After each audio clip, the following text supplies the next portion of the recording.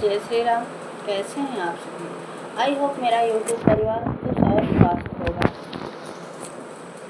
आइए बात करते हैं आज नवग्रहों की।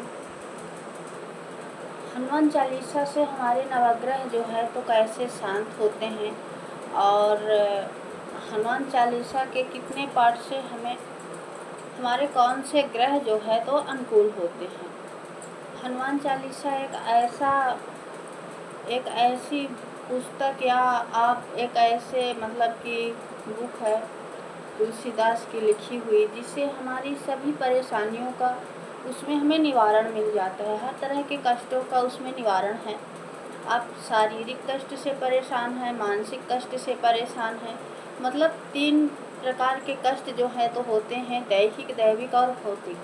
तीनों कष्टों का हनुमान चालीसा में निवारण बताया गया है। बस उसे सच्चे मन से करने की आवश्यकता रहती है। आप प्रेम पूर्वक, श्रद्धा और विश्वास के साथ करिए और फिर अपनी ज़िंदगी में चमत्कार देखिए। हनुमान चालीसा जो है तो एक पाठ करने से हमारा सूर्य ग्रह जो है वो बलवान होता है, अच्छे होते हैं, उनके अच्छे रिजल्ट मिलते हैं। और जब हमारे नवग्रहों के राजा सूर्य जब मजबूत स्थिति में होते हैं तो हमारी जो नौकरी है, सरकारी नौकरी है, उस सरकारी नौकरी मिलने के जो चांस है वो बढ़ते हैं। और अगर हम प्राइवेट नौकरी कर रहे हैं तो हमारे बॉस के साथ, हमारे कलीगों के साथ हमारा रिश्ता जो है, संबंध जो है वो अच्छा होता है। 2 पाठ हनुमान चालीसा का करने से हमारा चंद्र जो है तो चंद्र हमारा स्ट्रांग होता है और चंद्र के स्ट्रांग होने से हमारा जो मन है वो शांत होता है। जिनका मन बहुत ज़्यादा विचलित रहता है, उन्हें मतलब निगेटिव थिंकिंग ज़्यादा होती है, वो लोग 2 पाठ हनुमान चालीसा का करें। जो लोग ज़्यादा गुस्से से परेशान हैं, जिनको बहुत ज़्यादा गुस्सा आ रहा है, वो लोग 3 पाठ करें। और मंगल का जो है तो एक तो मंगल दिन भी जो हनुमान जी का है, हनुमान जी को समर्पित है मंगलवार का दिन। और 3 पाठ करने से हमारी ज़िंदगी में जो है तो गुस्सा शांत होता है, तो उससे हमारी ज़िंदगी में शांति आती है। 4 नंबर जो है वो राहु का बनता है। 4 पाठ हनुमान चालीसा का करने से हमारे जो राहु देवता हैं वो हमें शुभ परिणाम देते हैं, जिससे उनके शुभ परिणाम से हमारे अंदर बहुत सारी जो निगेटिविटी आ जाती है तो नकारात्मक ऊर्जा जो होती है उससे हमें राहत मिलती है, हमारी ज़िंदगी में शांति आती है, यश मान सम्मान बढ़ता है। क्योंकि राहु जो है तो कलयुग के कर्ता धर्ता माने गए हैं। कलयुग में जो है तो पूरा साम्राज्य ही राहु का है, यानी छल प्रपंच का ही पूरा राज्य है।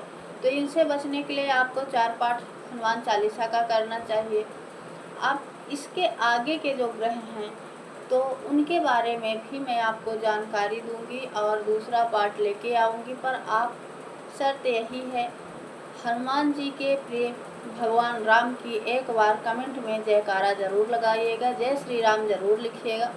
मुझे भी पता चलेगा कि मेरे जो दर्शक हैं उनको मेरी वीडियो कितनी पसंद आ रही है। फिर मैं अगला पार्ट लेके आऊँगी। आप लोग जो हैं तो हनुमान चालीसा अपनी ज़िंदगी में ज़रूर शामिल करिए। और एक चीज़ और है कि अगर हमें बहुत समय से परेशानी चलती आ रही है और मैंने 2 दिन 3 दिन पाठ कर लिया और मैं सोचूं कि मुझे रिजल्ट नहीं मिल रहा है, तो ये गलत है। लंबे समय से परेशानी चल रही है तो उसको भी तो थोड़ा टाइम चाहिए। आप पाठ करिए, धैर्यपूर्वक पाठ करिए, आपको आपके पाठ का फल ज़रूर मिलेगा, पर उसके लिए आपको धैर्य की आवश्यकता ज़रूर है। कोई भी काम है, क्योंकि हमारे कुछ संचित कर्म भी होते हैं जिनकी वजह से हम परेशान होते हैं, हमें कष्ट और परेशानी आती है।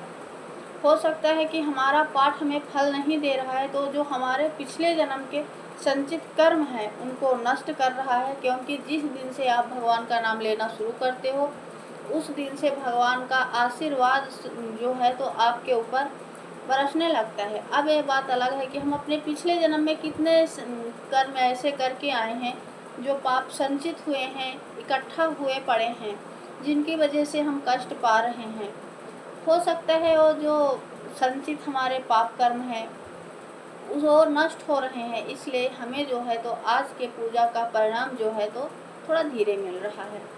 और एक चीज़ का और ध्यान रखिए कि आप जब भी पूजा करिए, सुबह करिए, शाम करिए, स्वच्छता का ध्यान रखिए।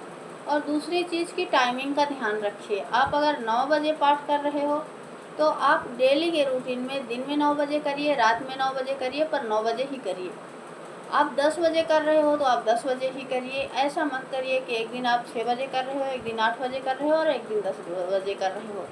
कोशिश करिए कि 8 बजे के अंदर अंदर आपकी दैनिक पूजा हो जाए। अगर आप किसी विशेष मनोकामना से हनुमान चालीसा का पाठ कर रहे हो तो संकल्प लेने की बहुत ज़्यादा आवश्यकता होती है, क्योंकि हमारी पूजा जो है फलीभूत इसलिए भी नहीं होती है कि कहीं ना कहीं हमें से चूक होती है कि हम संकल्प नहीं लेते हैं, और बिना संकल्प की हुई पूजा जो है तो फलीभूत नहीं होती है। बहुत सारे हमारे जो सिद्ध ऋषि मुनि हैं वो लोग तो ये भी कहते हैं कि हमें दैनिक पूजा में भी संकल्प लेके पूजा करनी चाहिए। दैनिक संकल्प भी वैसे ही है जैसे कि हम किसी अनुष्ठान की पूजा करते हैं तो संकल्प लेते हैं, वैसे ही हमें 3 बार विष्णु विष्णु बोलकर दैनिक पूजा में भी संकल्प लेना चाहिए। बिना संकल्प की हमारी पूजा जो है तो सफल नहीं होती है। आई होप आप लोगों को वीडियो पसंद आई होगी।